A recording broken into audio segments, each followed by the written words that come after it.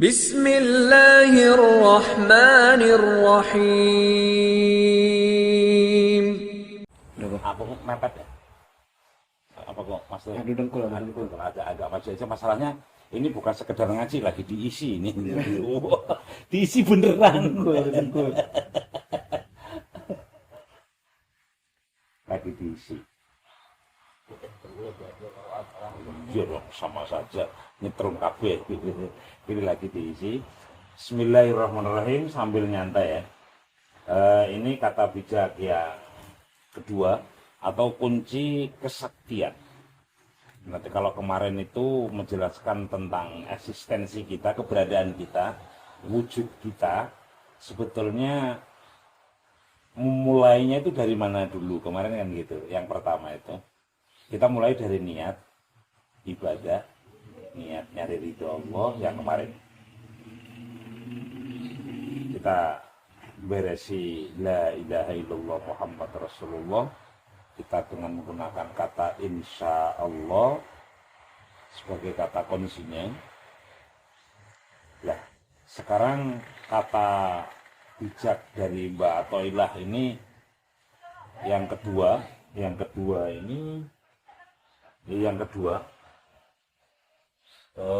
tentang kunci kesaktian. Ini kunci kesaktian beneran. Jadi kunci kesaktian yang sebenar-benarnya ya ini. Karena nanti dari kata bijak yang kedua atau hikam yang kedua ini akan memberi langkah, memberi pelajaran. Jadi setelah niat, bagaimana cara melangkah, bagaimana cara menerjemahkan niat itu, bagaimana caranya implementasi dari niat itu, dari bagaimana cara menerjemahkan la ilaha illallah itu, bagaimana cara menerjemahkan la haula wala quwata illa billah itu.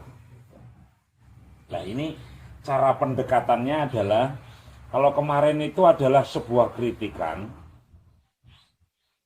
sebuah pengajaran, sebuah pendidikan hati yang sangat dalam sekali. Nah, ini yang kedua juga sama. Kita nggak ada kata perintah, nggak ada kata larangan, nggak ada anjuran, nggak ada larangan. Jadi ceritanya begini. Kata bijak yang kedua itu, atau kunci kesaktian yang kedua itu begini. Banyak orang yang merasa gagal, banyak orang yang merasa terpuruk. Jadi ceritanya begini. Dulu itu saya punya temen tukang bakso. Dia sebetulnya dagang bakso di sini itu lumayan.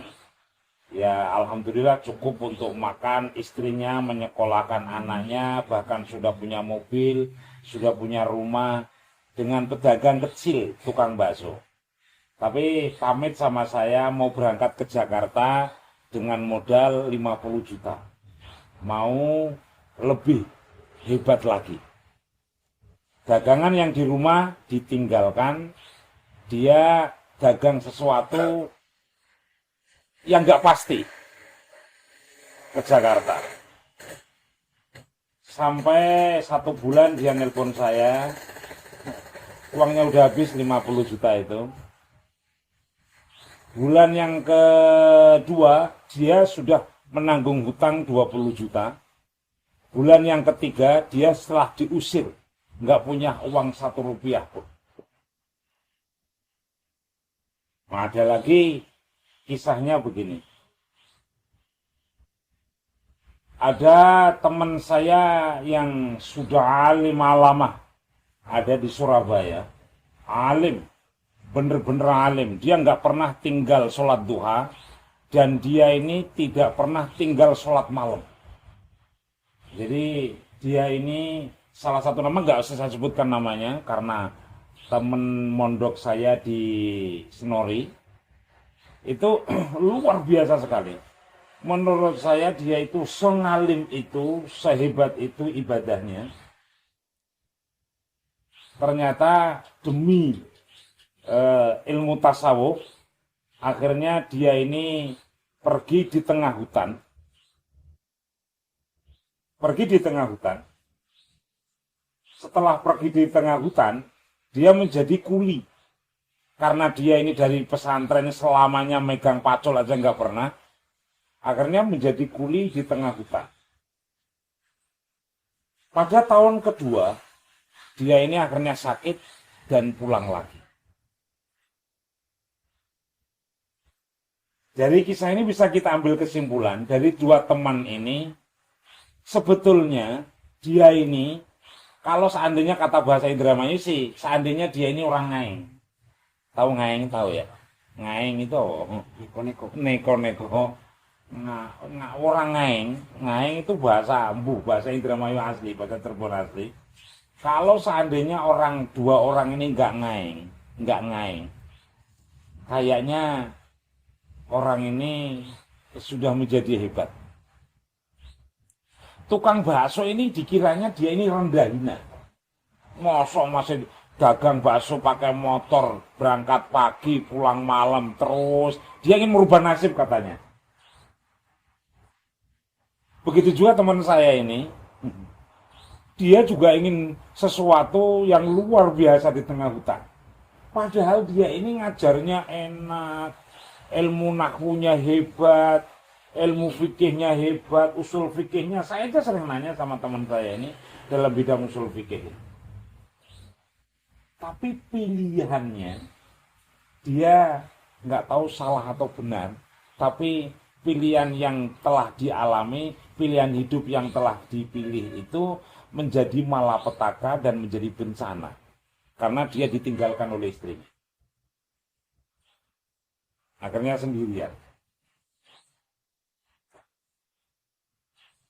Bisa dimengerti kira-kira ya cerita ini ya? Bahwa, setelah mendengar cerita ini loh, coba gunakan rasa kamu. Ya, maknanya begini. Iradatukat tajrid ma'a iqamatillahi iyaka fil asbab itu minas syahwatil khafiyah. Keinginanmu atau pilihanmu untuk tajrid, tajrid itu sebuah ungkapan, sebuah bahasa, gitu ya. Padahal Allah sudah menempatkanmu pada sebab. Keinginanmu itu adalah ambisi yang enggak baik, ambisi yang tersembunyi. Syahwat. Sementara kalau berbicara tentang syahwat konotasinya kan negatif. Gitu loh. Ya seolah-olah memang benar, tapi ini adalah kesalahan yang sangat salah al-khafiyah itu. Dan keinginanmu untuk memilih asbab, ini asbab lagi. Padahal keinginan Allah, padahal Allah sudah menempatkanmu pada posisi tajrid. Lah, keinginan diambil di sebab inilah inhitatun minal himmatil aliyah, adalah kemunduran atau bahasa sekarang namanya degradasi atau ya kemerosotan dari cita-cita yang tinggi, dari harapan yang hebat.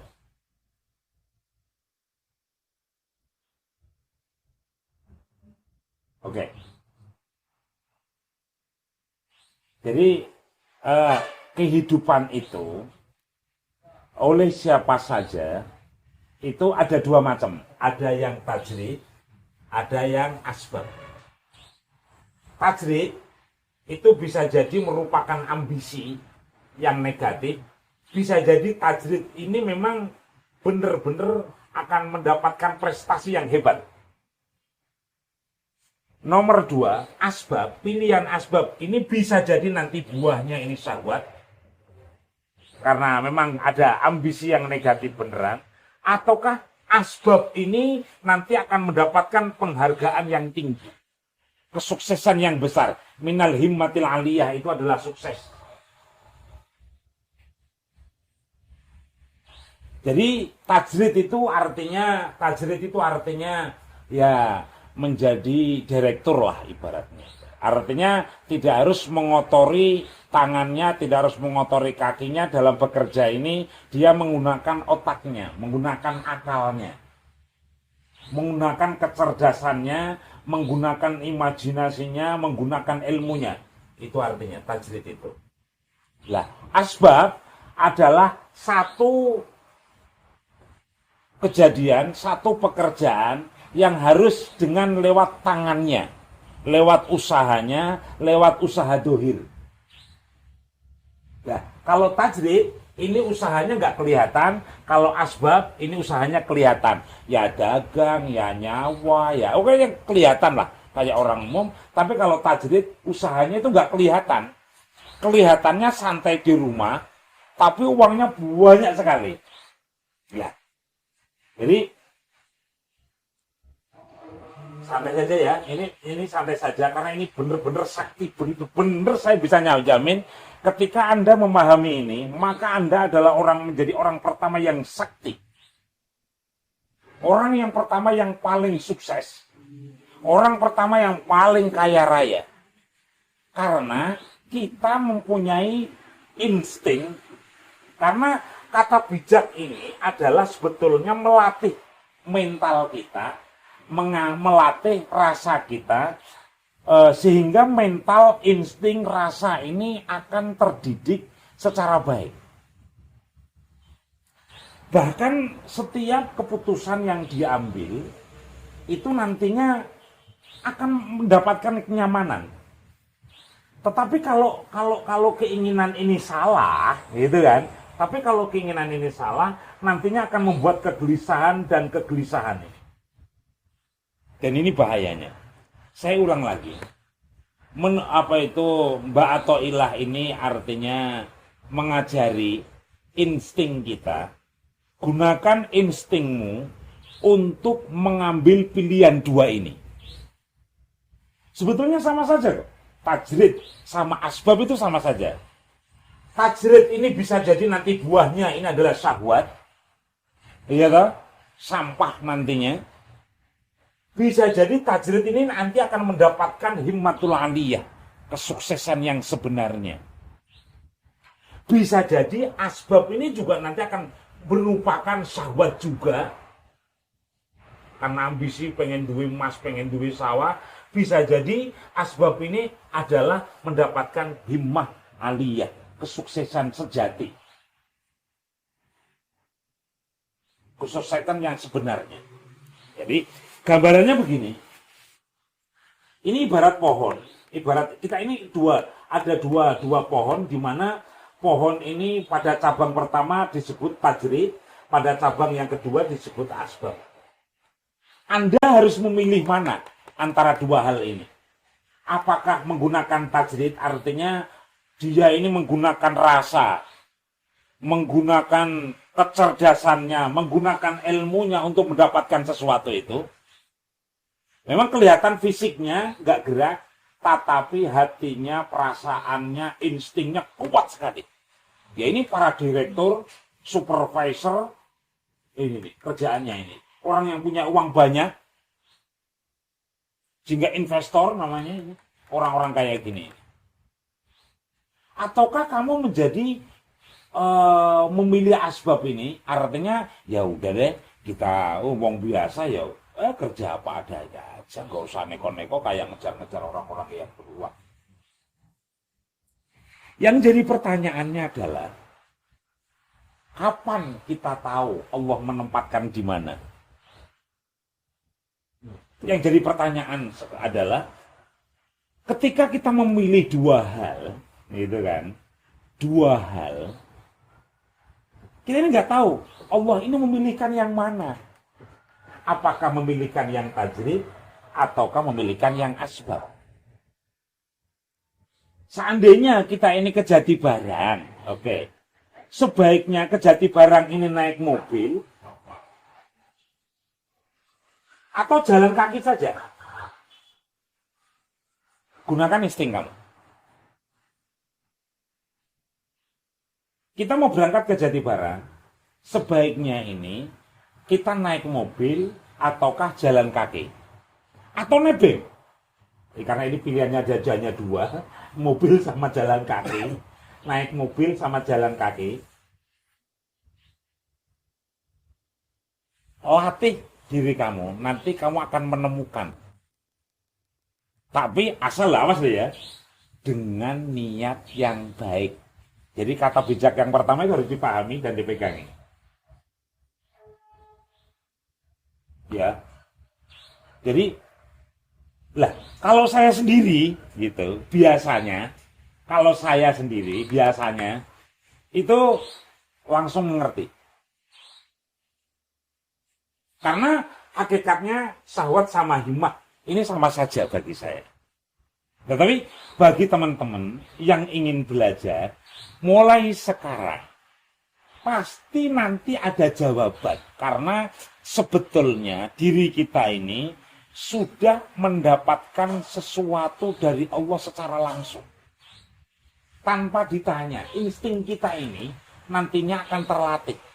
Maka cara mendapatkan pengertian, pemahaman bagaimana kita mendapatkan instruksi dari Allah, memilih mana nih, apakah tajrid ataukah asbab.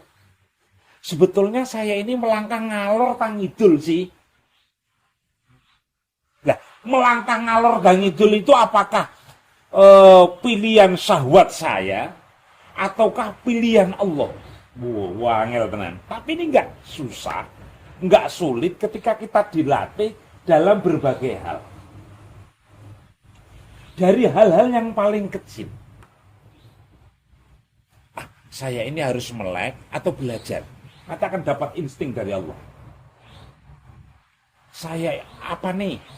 Saya ini harus bikin sekolah sekarang atau nanti. Ini akan mendapatkan insting dari Allah. Jadi yang paling penting adalah kalian mengerti iqamatillahi iyyaka. Kamu adalah nanti belajar memahami kondisi kamu dan bagaimana kamu mendapatkan insting dari Allah secara langsung. Ini harus dilatih. Ini harus dilatih. Ini nggak bisa teori. Biasanya loh ya, indikatornya itu pilihan apa saja, ini biasanya menyenangkan.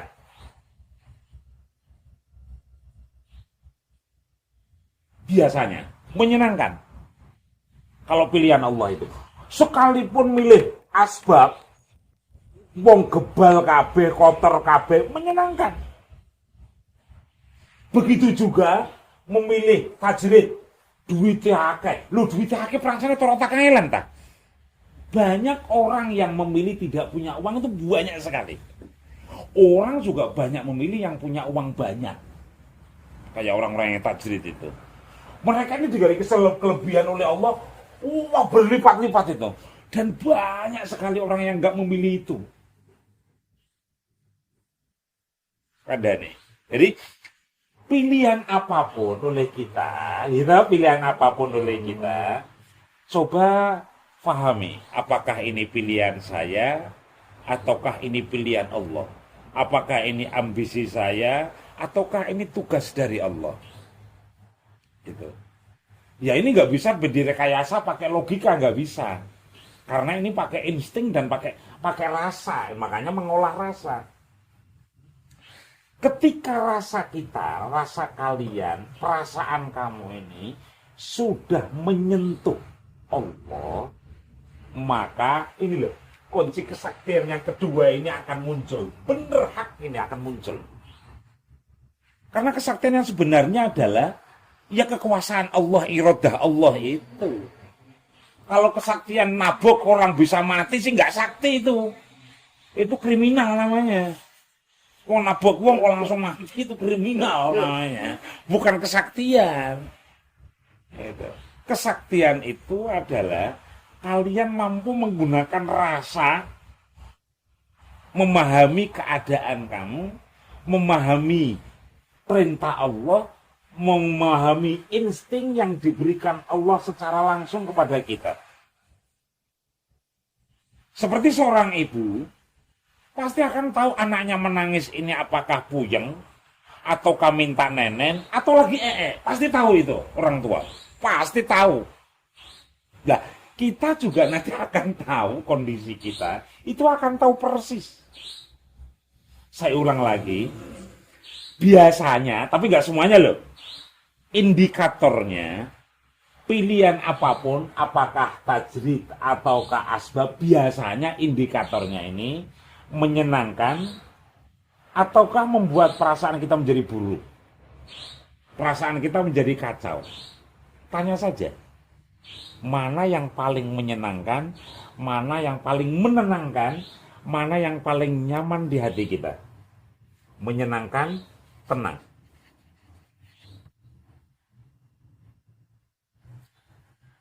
Oke? Bisa dimengerti nggak kira-kira ini? Dikit-dikit ya, dikit-dikit ya. Insya Allah ya. Pilihanmu monggo, milih mana saja. Kalian boleh memilih tajrid, menjadi direktur, menjadi supervisor, menjadi investor, orang yang sambil nyantai di depan komputer saja, ora kudu jebak-jebuk ning lumpur ning sawah, ataukah milih asbab, wis kaya wong umum dagang ning pasar. Awas lho ya, monggo pilihan kita mana saja, ya ta? Mana saja. Nanti bisa jadi pilihan ini berbentuknya syahwat, maka nanti kita akan nggak dapat apa-apa, ataukah himmatul aliyah akan mendapatkan sesuatu yang luar biasa dari Allah.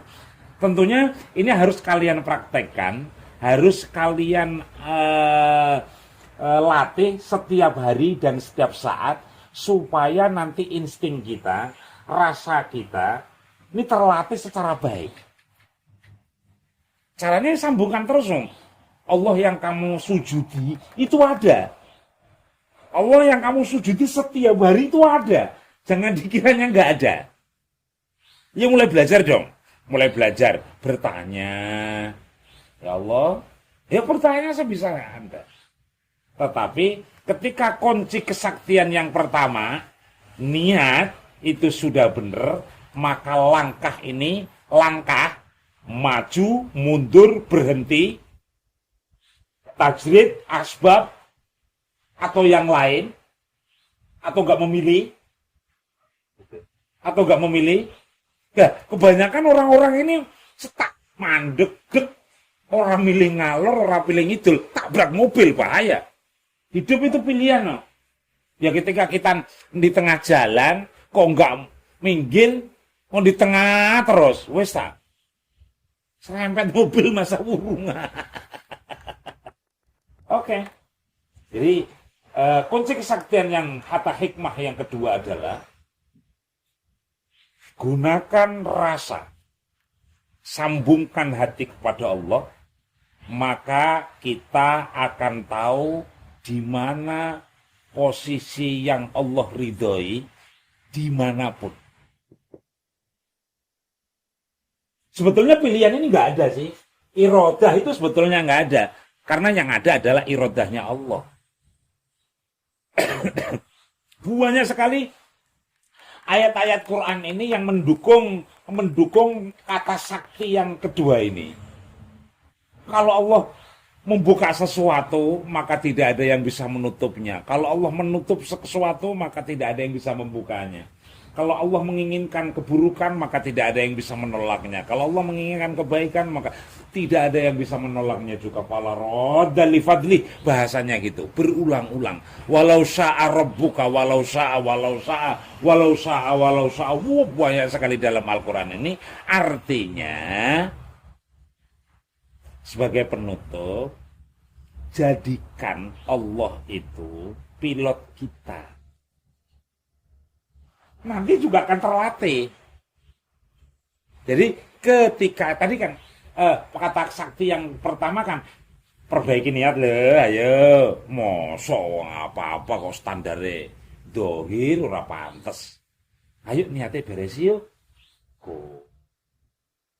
Kata sakti yang kedua, nang, cong. Nanti di depan kalian ada dua pilihan. Gitu? Harus kamu pilih. Pilih tajrid, pilih sabab.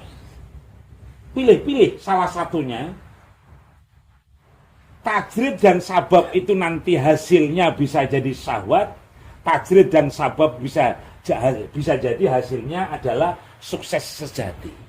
Pokoknya pilih, jangan sampai kalian nggak memilih. Nah, pilihan yang terbaik adalah kita menggantungkan pilihan Allah yang jadi standar kita. Nah, bagaimana caranya? Harus dilatih. Ini sama dengan naik motor. Kapan ngegas, kapan ngerem. Ini nggak bisa pakai teori. Naik sepeda, bagaimana supaya nggak jatuh nih? Ya susah. Nggak bisa pakai otak ini. Bisanya adalah dengan dilatih. Supaya rasa ini muncul. Rasa itu kayak naik sepeda itu loh. Rasa. Bisa dibayangkan nggak rasa dalam beribadah itu? Rasa kayak naik sepeda aja. Kita akan tahu, akan jatuh itu akan tahu. Kita naik motor itu tahu, ban kempes itu tahu. Wong naik motor ban kempes itu geladak terus. Lah kok ora sadar-sadar. Artinya ketika ban kempes itu disuruh apa? Disuruh turun. Tetapi kalau ban kempes digeladak baik, bisa jadi apa itu? Ayo, dikejar polisi, wedi setan. Oke, kita cukupkan sekian dulu. Boleh sambil kita ngobrol, sambil ngopi. Mbak, kalau misalnya dari seandainya ada dua pilihan itu adalah tajrid dan asbab, Mbak. Salah satu cirinya adalah ketika itu dipilihkan oleh Allah adalah menyenangkan. Ya posisi tajrid jelas menyenangkan, Mbak. Iya. Jadi direktur. Asbab juga sama.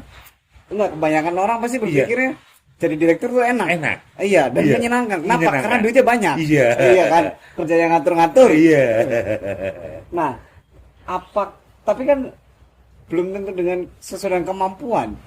Nah ini nih, apakah harus balik ke asbab? Ya enggak harus balik ke asbab. Gunakan insting kamu, nanti akan sadar. Pasti akan tahu. Ya iya kan? Ya, los nganggo tajrid tadi mampu mah. Los eko, ngitung ning Excel, ayo. Aja ning direktur ngitung Excel bela wis ngono bae. Atau nulis 100 lembar di Word lah ngono bae. Wes, apa kita memilih nyambel bae, rong coba kok ora apa-apa daripada kok ngetik iki. Artinya orang akan sadar diri kan.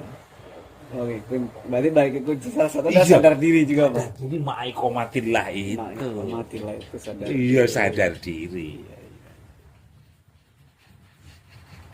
Saya kok milih coba ning ngarepe komputer padu sejam ben. Ngulis kan.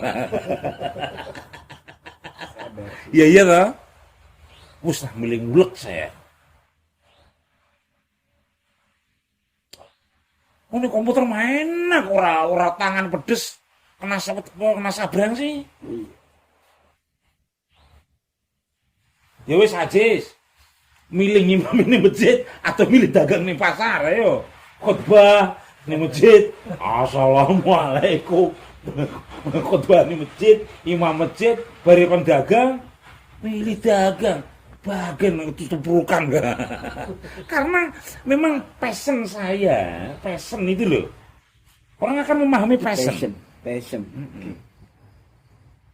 Nah, passion kita ada di mana? Nah, kalau saya pribadi sih passionnya di mana-mana. Karena asik gitu kan. Di sawah asik, di bengkel asik, di sujud malam asik juga.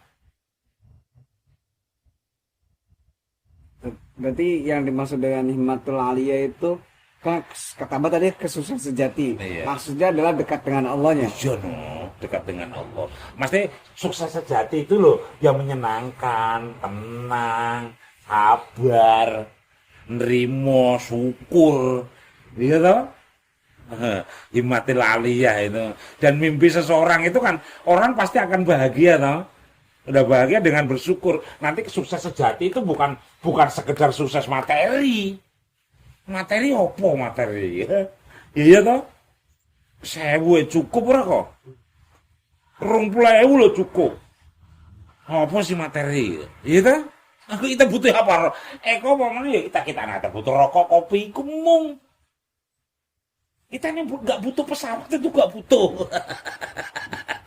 Kita butuh beli pesawat apa enggak? Nah, sakti yang sebenarnya adalah di saat Anda bisa memahami iqomatillahi iyyaka. Kesaktian yang sebenarnya adalah saat Anda menyadari Anda berada di mana, ditempatkan di mana oleh Allah. Itu sangat menyenangkan. Karena ridho hati kita. Saya itu sering dikritik orang. Apa ngurusi pondok, ngurusi sekolah apa sih? Ngapain nukang-nukang? Lu kagak tahu nukang indahnya itu, gitu tak? Dari wong Sunda gitu. Bukan wong Jakarta. Ya indahnya. Ketuprukan yang sawah.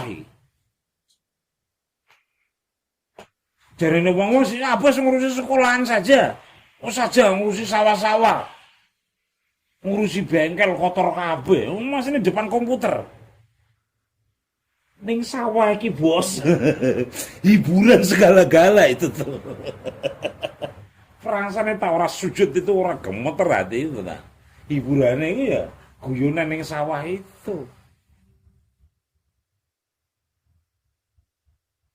Jadi saya ulang lagi, ini kesaktian yang sebenarnya adalah kemampuan Anda menjadikan Allah sebagai pilot Anda, sebagai imam Anda, sebagai panutan kita. Iya, itu pasti menyenangkan. Ditaruh ning asbab ya seneng, tajrid ya seneng, siap bos. Ditaruh ning arepe komputer ya siap, gitu kan. Kongkon ngelas ya siap. Tergantung Allah. Ya, nanti Allah akan memilihkan yang terbaik. Allah maha pinter. Pinter pisan Gusti Allah. Paham pisan. Maka kita nggak akan marah, nggak bakal kecewa kalau ditaruh di sebab ini. Loh saya kok ditaruh di sebab ini gimana? Saya kan orang pinter. Ya nggak bakal kecewa. Begitu juga nggak usah takut. Saya ini kan orang asbab, kenapa saya taruh di tajrid? Saya nggak mampu bawa uang banyak umpamane. Karena tanggung jawabnya besar. Tajrid ini tanggung jawabnya ini besar sekali. Banyak orang yang ngincer di sini ini, tetapi ketika di sini pengennya balik lagi. Orang itu, ketika sudah mendapatkan posisi tajrid ini, wah, ngeri di sana itu. Pengen kembali ke sini lagi. Ke asbab lagi. Iya. Gitu. Orang-orang yang di sini banyak orang yang gagal. Ini nih, gua kan banyak sekali orang-orang gagal, orang tajrid. Karena apa? Karena ambisi tadi. Orang pilihan di sini, ini kedudukan yang tinggi, biasanya sampai sini cewek. Biasanya itu korup. Karena ini diakibatkan oleh sahabat itu tadi. Neko-neko orang-orang